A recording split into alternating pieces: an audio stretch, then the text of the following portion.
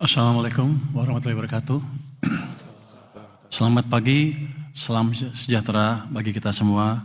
Shalom, Om Swastiastu, Namo Buddhaya, salam kebajikan, Rahayu.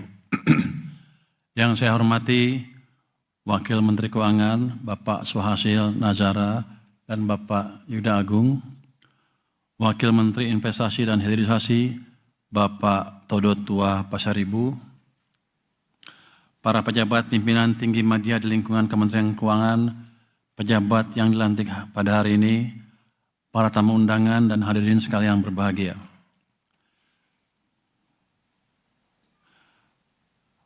Kalau kita bicara pelantikan hari ini, kita tidak bisa hanya melihat ke depan. Harus kita lihat apa yang sudah dibangun. Bapak Heru Pambudi itu bukan muncul tiba-tiba.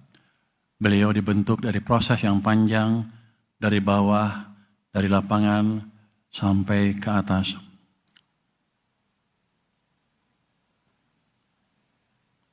Ini kayaknya saya mesti ngarang ya. Kita harus belajar berkoordinasi. Yang bikin siapa? Kerja tim itu yang selama ini ditunjukkan oleh Bapak Heru Pambudi, apalagi dalam posisi dia sebagai Sekretaris Jenderal. Jadi dia berhasil membentuk kerja tim yang bagus. Kan saya baru di sini waktu itu ya. Kalau nggak ada Bapak Heru pasti saya berantakan tuh di hari pertama, hari kedua, hari ketiga. Jadi leadership hadir untuk Bapak Heru bukan hanya di ruang rapat. Kalau di rapat kita ketawa-ketawa aja Pak ya. Tapi setelah itu di follow up dengan baik. Ini leadership juga lahir dari interaksi langsung, dari membangun kepercayaan. Perjalanannya juga tidak linier. Kalau saya mathematician begitu ngomong linear, saya akan kepikiran kuadratik, ini. Fungsinya macam-macam nih. Pak Heru linear apa? Eksponensial. Sebenarnya dia eksponensial. Salah gitu. Lintas fungsi, lintas peran, bahkan lintas perspektif. Dan dari situ terbentuk suatu hal, cara berpikir yang komprehensif.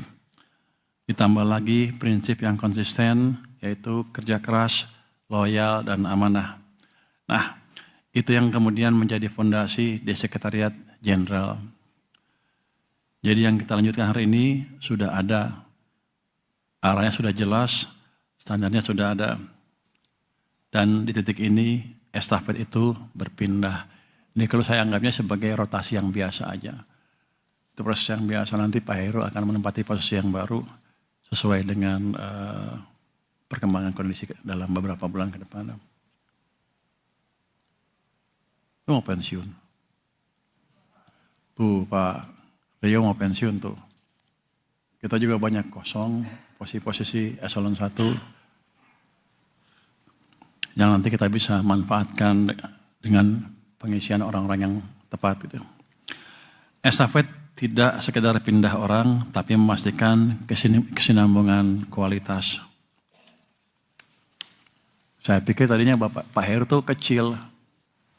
Tapi saya bandingin dengan Pak Robert, dia masih lebih tinggi rupanya. Masih unggul Pak. Dan Pak Robert Leonard Marbun, kalau kita lihat, juga datang dengan fondasi yang kuat. Beliau punya latar belakang akademik yang lengkap, hubungan internasional, policy analysis, sampai ekonomi. Dari sisi karir juga sama, pernah di pengawasan dan penegakan hukum, pernah memimpin wilayah, pernah di fungsi internasional, sampai kebijakan penerima negara. Jadi ini kombinasi lapangan, kebijakan, dan koordinasi. Ini penting. Karena sekjen itu butuh orang yang ngerti operasional, mengerti kebijakan, dan bisa menyatukan semuanya. Tapi saya nggak tahu nih, Pak Robert kan kelihatannya serius banget. Kalau rapat bisa ketawa-ketawa nggak? Siapa? Nanti kita kalau rapat bawa kalkulator semua, serius sama dia. Siapa? Jadi Pak Robert nggak dari nol, tapi melanjutkan dengan kapasitas yang sudah terbentuk. Kalau lihat dari rambut sudah kelihatan, sepertinya dia lebih sering kena angin di depan. Artinya lebih biasa berpikir lah. Udah terbiasa berpikir lah. Sekarang kita lihat konteksnya. Global sedang tidak stabil, geopolitik sedang bergerak, harga komoditas fluktuatif. Kalau kita negara tetangga kita, BBM udah naik nggak kira-kira kan? Di sini Pak, dengan kepemimpinan orang-orang ini, kita bisa menjaga harga BBM di level yang sekarang tanpa membahayakan APBN.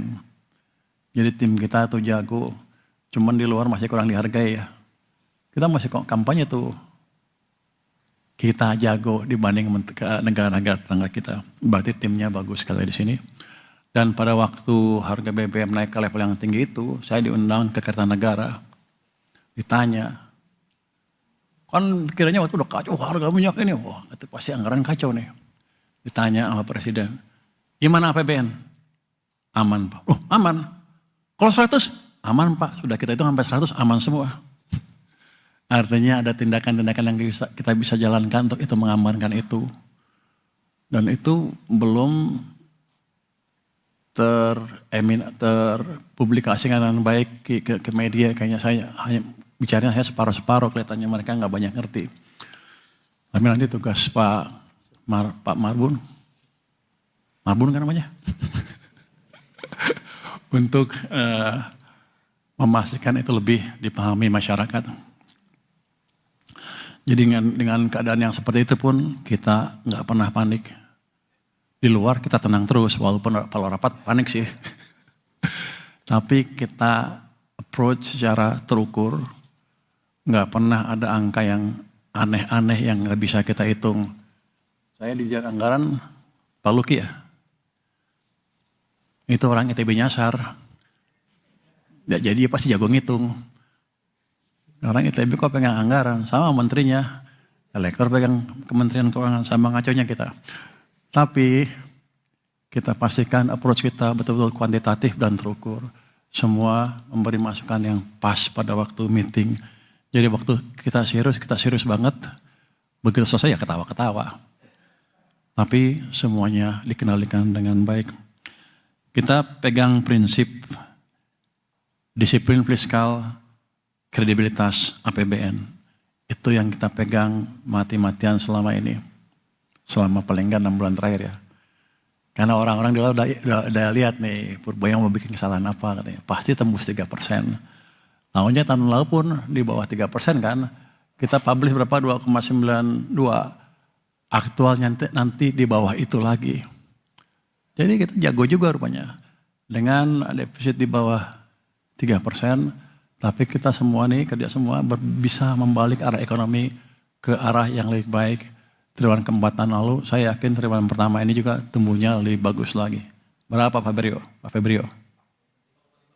Ya, cuma 5,5 loh. Berarti lu salah dong. Lu kan bilang 5, Anda bilang 5,7 kan? Hah? Di luar bilang 5,7. Kalau ada 5, di atas 5,5 lu potong bonus ya. Enggak. Jadi dengan kebijakan yang pas, dengan diskusi yang terus menerus, kondisi fondasi kita amat kuat. Itu yang bikin Pak Presiden agak senang. Gimana? Menteri Keuangan? Aman Pak. Kalau naik sini? Aman Pak. Kalau itu aman Pak. Dia mikir, kok dia ngomongnya aman terus? Jangan-jangan dia ngitung. Kita bukan ABS ya. Kita semua terhitung, semua kita hitung dengan baik. Nggak ada yang main-main. Untuk pertumbuhan ekonomi, saya bukan mengandalkan fiskal aja tuh. SMI, apalagi LPEI yang hadir semua ini, kita coba galakan. Ada Geodipa juga, kita galakan ke depan. Bahkan si PT SMI saya suruh hitung, kalau bikin sekolah terintegrasi, gimana? Biayanya seperti apa? Bisa nggak kita bikin? Mendahului Pedanka Dikti, Ristek Dikti. Jadi kita udah punya model seperti itu kalau kepepet. Kementerian Keuangan bukan penonton. Kita di depan, tapi di belakang.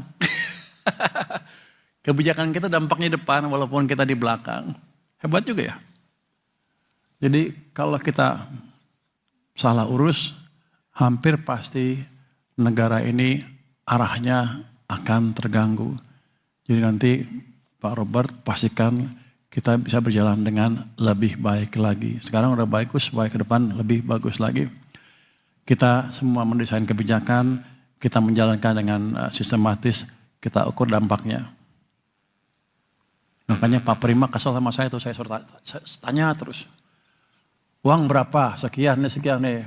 Kamu salurkan ke apa? MBG iya. Dimonitor enggak? Dimonitor. Mana monitornya? Anak buahnya belum pernah ke lapangan.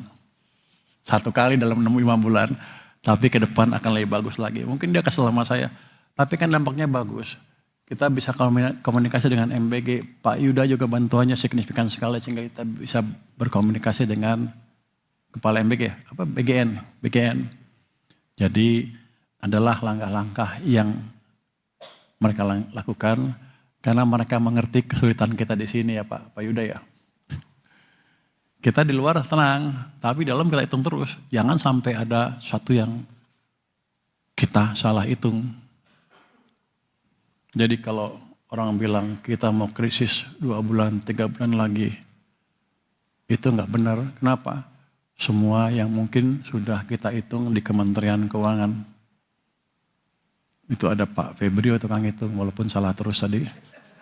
Ada Pak Yon juga ngitung pajak, Pak Luki, Pak Suminto, semuanya Pak Wamen. Lupa siapa? Pak Rio. Pak Rio banyak duit ya, tapi pelit dipegang terus. Tapi selalu berkontribusi positif dalam rapat sehingga kita bisa mengambil keputusan yang optimal. Jadi nanti semuanya mesti disadari bahwa APBN adalah shock absorber sekaligus engine. Shock absorber sekarang nih, ketika harga minyak dunia naik, kita serap di sini. Gara-gara itu BBM gak naik, sekarang popularitas pemerintah naik kencang sekali ke atas, popularitas presiden utamanya. Itu akan menambah komponen stabilitas di ekonomi kita. Itu kita perlu sehingga kita bisa fokus menjalankan program-program yang ada. Jadi shock absorber sekaligus engine itu harus balance keduanya. Dan balance itu tidak mungkin tercapai kalau kita kerja sendiri-sendiri. Udah bosan belum? Dengar gue ngomong, udah bosan? Banyak kan ngomong gak ya? Jadi kita semua harus terintegrasi. Nah ini peran sekjen menjadi sentral ke depannya. Peran sekjen ini itu inti dari organisasi. Satu, sebagai orkestrator, Anda harus memastikan semuanya sinkron. Kedua, sebagai penggerak transformasi, organisasi harus terus diperbaiki ke depannya. Dirjen pajak lah, mau di belakang, kenapa di belakang? Biaya cukai, oh di sini. Kita disorot oleh pimpinan tertinggi kita masalah pajak dan biaya cukai. Kita udah selamatkan biaya cukai itu sama extend sehingga ada harapan diperbaiki, itu udah poin bagus sekali. Kita harus perbaiki terus ke depan. Pajak juga sama. Ada beberapa langkah drastis yang kita ambil Pak Bimo untuk memastikan anggaran kita tahun ini aman. Dan itu perintah langsung dari Presiden. Nanti Pak Sekjen yang baru monitor terus dari waktu per waktu. Biasanya begitu. Kalau ada tekanan, kita aktif, begitu hilang, bisa usual. Ya enggak, kita enggak bisa usual. Kita sudah selamat kemarin, enggak krisis, enggak resesi. Ke depan, target kita adalah, tugas kita adalah menciptakan suasana supaya ekonomi tumbuh lebih cepat lagi ke arah sana. 8% katanya mudah-mudahan tercapai. Yang enggak sekarang, 3 tahun ke depan kelihatannya bisa terlihat.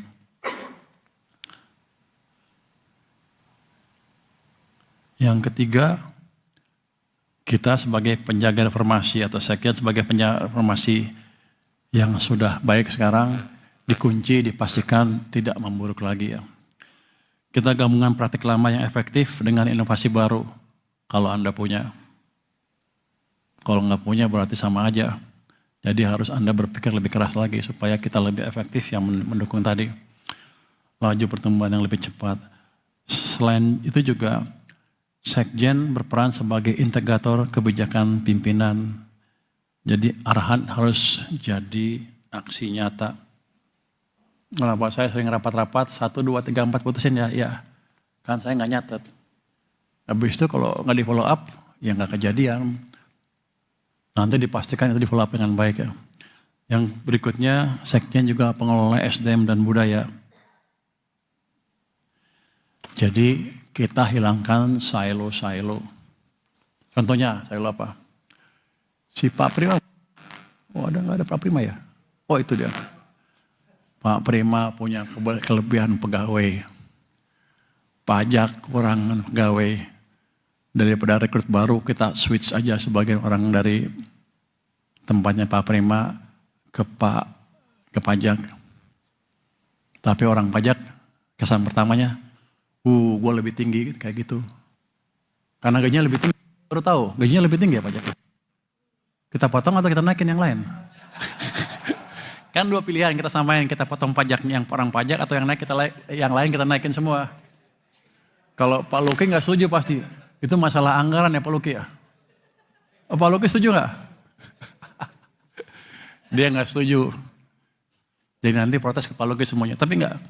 Yang kayak gitu di mana ada itu seolah-olah satu dengan yang lain berbeda di keuangan harus kita hilangkan secara bertahap atau kalau bisa cepat.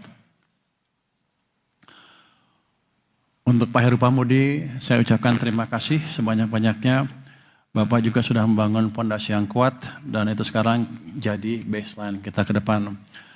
Kepada Bapak Robert Leonard Marbun, bekalnya sudah ada, jadi tinggal eksekusi dan orkestrasi.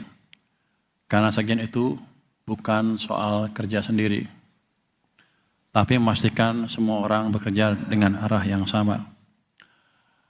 Bapak dan Ibu sekalian, organisasi ini kuat kalau kita jalan bareng, arah sama, ritme sama, nilai sama. Tapi kalau orang rapat ya jangan sama pandangannya, beda-beda aja, biar ramai diskusi nanti kita ambil keputusan yang disetujuin semuanya, nanti kita jalankan bareng-bareng setelah diputuskan. Kerja itu tidak rumit, seringnya malah kita sendiri yang bikin rumit. Kerjakan, selesaikan, kalau ada yang tidak benar, perbaiki. Kita harus berani, kita harus konsisten. Kalau kita konsisten, hasilnya pasti akan kelihatan. Dan waktu kita Pak Robert nggak banyak. Saya janji ke orang-orang, ke masyarakat, pertumbuhan ekonomi tahun ini mendekati 6%. Kalau akhir tahun nggak tercapai, saya dimarahin sama masyarakat. Mungkin disuruh mundur. Tapi kalau sebelum saya mundur, saya akan pecat Febrio dulu. Bapak juga, baru saya terakhir. Enggak, pendeknya tantangan kita berat, waktu kita nggak banyak, kita harus bereskan, perapikan lebih rapi lagi organisasi kita sehingga dampaknya ke perekonomian semakin signifikan. Wassalamualaikum warahmatullahi wabarakatuh. Om Shanti Shanti Om Namo Buddhaya. Salam kebajikan. Rahayu. Pembacaan doa. Seluruh peserta kembali dalam posisi siap.